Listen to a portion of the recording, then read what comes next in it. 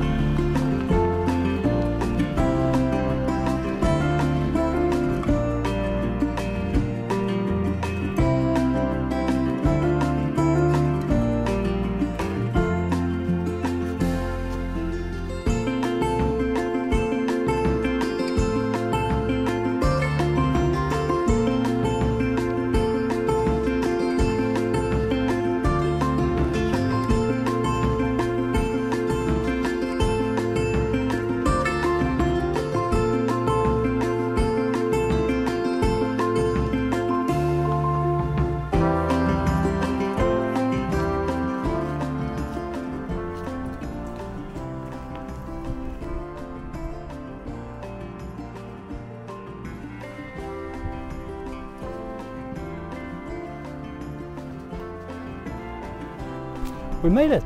Welcome to Kullaberg. This is just up on the left-hand side of Scania, the northwest of Scania. It's a place of myth and legend. We just stopped by this lovely little viewpoint here, overlooking the nearby village of Mölle. But we're not here to photograph Mölle, we are here to photograph some cliffs. We're starting on this side of this half island and we're going to quite a proper hike. I think it's like 8 or 10 kilometers around this half island, so we end up on the other side, approaching evening or afternoon when the sunset is. The morning sun is on this side and the evening sun is over at that side. It doesn't do much difference as it is really gloomy and grey today. But hey, it's December, what can you do? Let's see if we can find anything.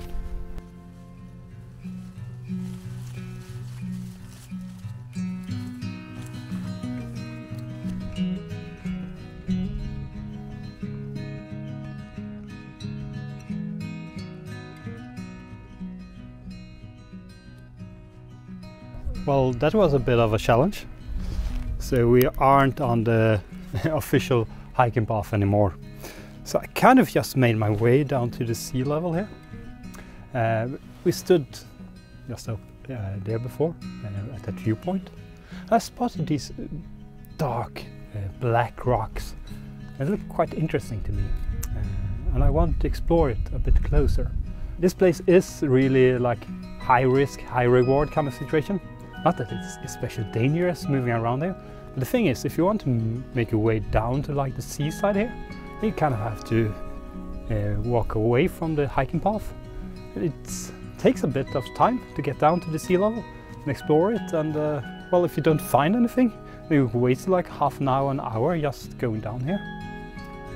So that's like the big challenge with this place, finding a nice photographic spots where you can make nice images.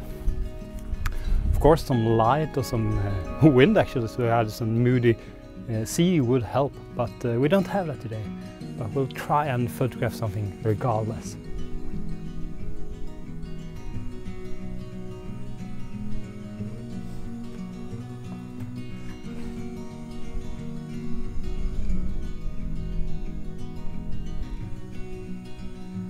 Kind of been tricky today.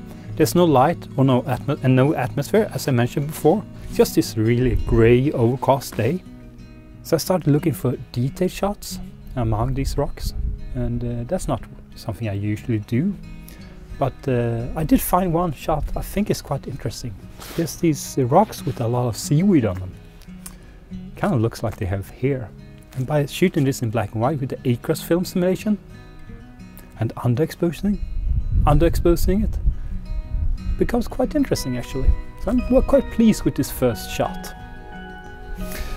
So I did expose this properly in the camera, I did make sure that I didn't cut any blacks or highlights. So it will be a bit lighter than my final edit.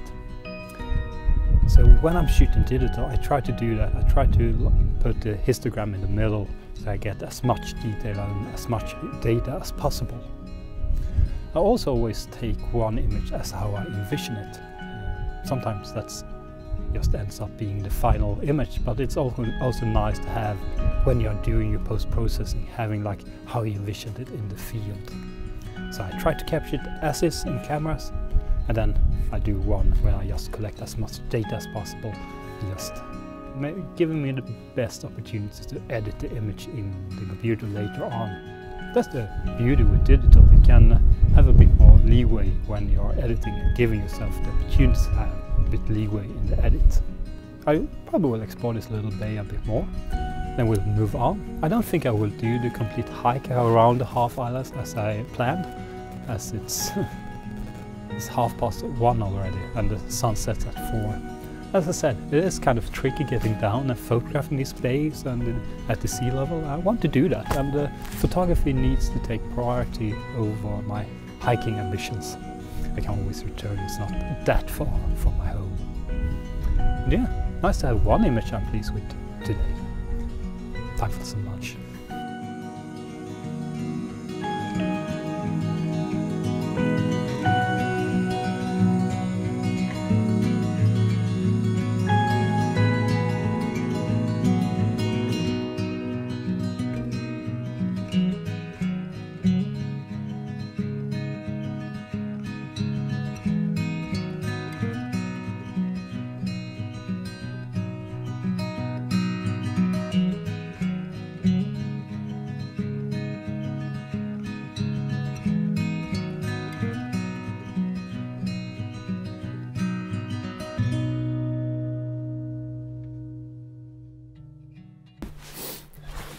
Talk about awkward photography position. So it's super hard positioning your tripod here, and I've been moving around shooting handheld like ISO 800, 1/60 of a second or thereabout, and trying to find a composition that I wanted to commit to. And I finally did, just a more like proper landscape image of this bay here. And well, as you can see, I'm standing at this little rock here.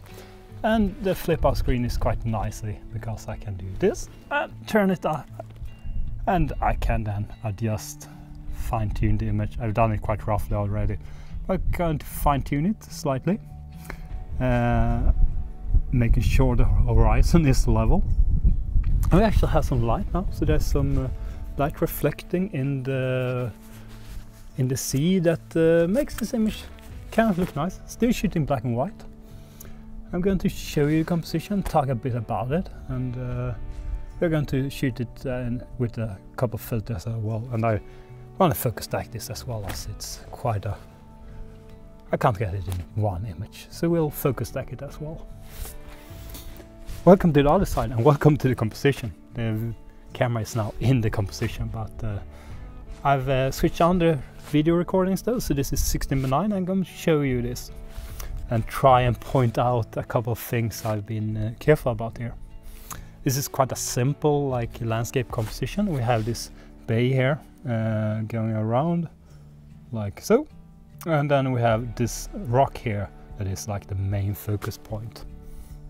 And then we have the sea beyond and the horizon that is, I think, slightly crooked now, but we'll fix that in post. I will do this as a black and white. I shot it with acros here in the field, and I probably will do it as black and white when I get back to the computer as well. The main reason for that is these rocks here against these dark rocks down here, like these here.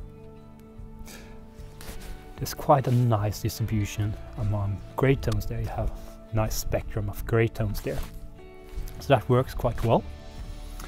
And there's a couple of other things I've been kind of careful here. The main thing is this one here on the left hand, this big boulder or this big rock or cliff or what we like to call it.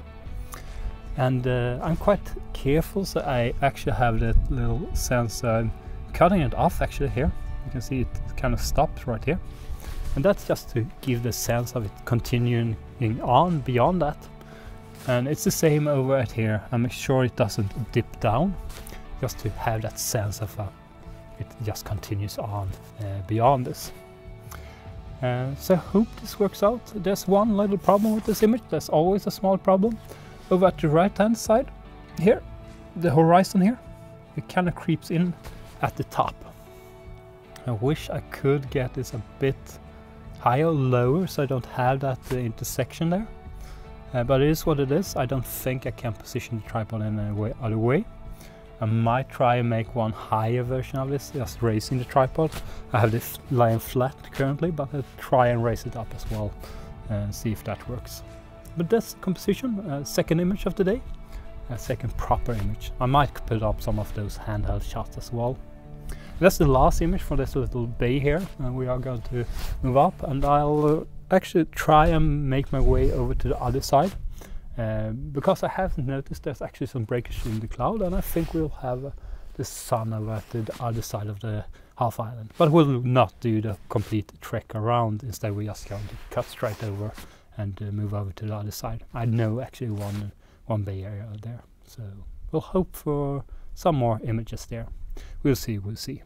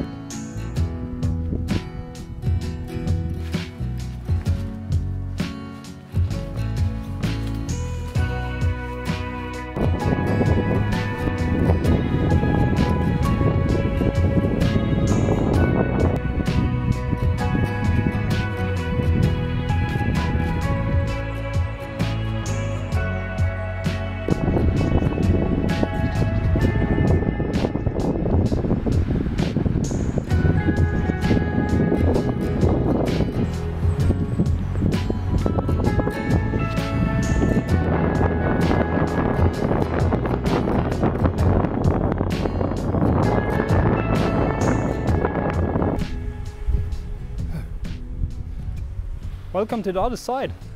It's substantially more wind at this side. I hope you can hear me. I try to protect the mic best I can. And I was wrong about the sunset. There is some breakers in the cloud, but not where the sun is, so there will be no light. But there is some more mood in the water here. So we'll see and try to capture something here, like a final little image of the day.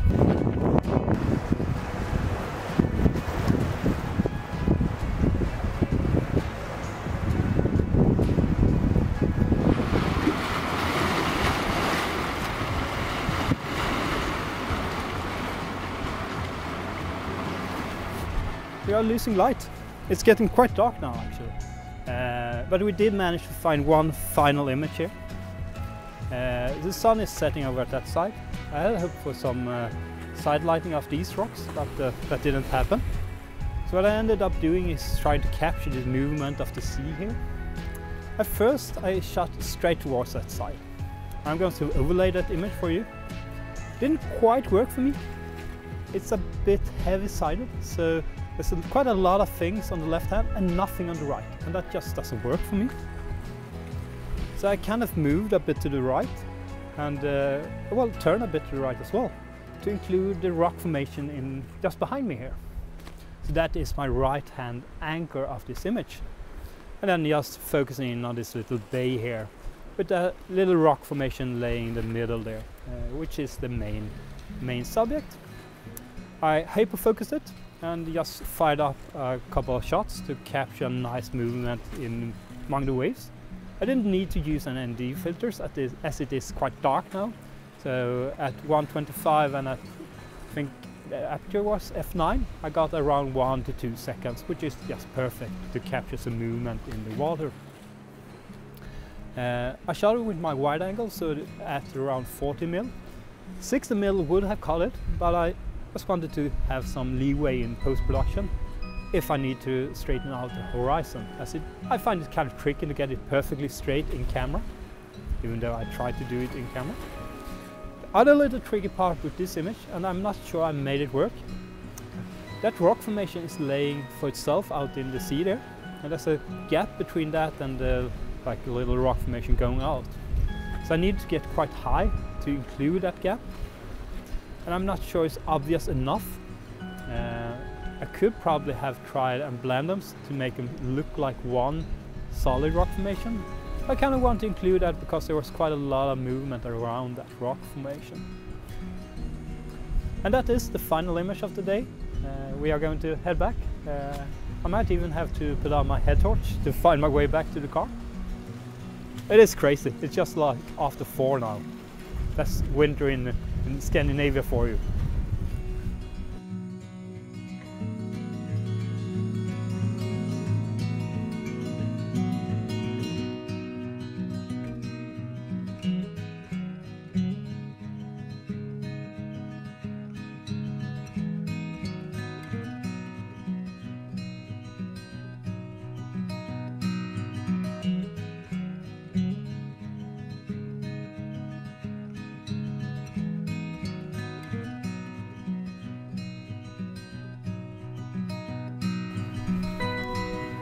So that's it for today.